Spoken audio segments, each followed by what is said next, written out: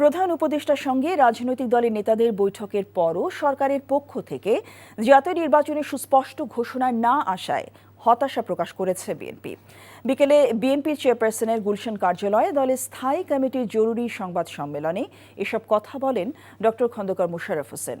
সুষ্ঠু নির্বাচনের মাধ্যমে ডিসেম্বরের মধ্যে একটি জাতীয় সংসদ গঠনের জন্য অবিলম্বে সুনির্দিষ্ট রোডম্যাপ ঘোষণার দাবি জানান তিনি। অন্যথায় বিএনপির পক্ষে এই সরকারের প্রতি সহযোগিতা অব্যাহত রাখা কঠিন হয়ে দাঁড়াবে বলে সতর্ক করেছেন বিএনপি স্থায়ী কমিটির এই সদস্য।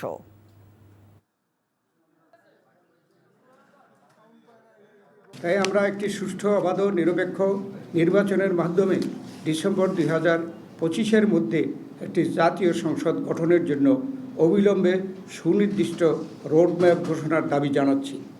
এই সর্বোচ্চ জন আকাঙ্ক্ষাকে সর্বোচ্চ অগ্রাধিকার দেওয়া বর্তমান অন্তর্বর্তী সরকারের প্রধানত এজেন্ডা হওয়া উচিত বলে জনগণ মনে করে।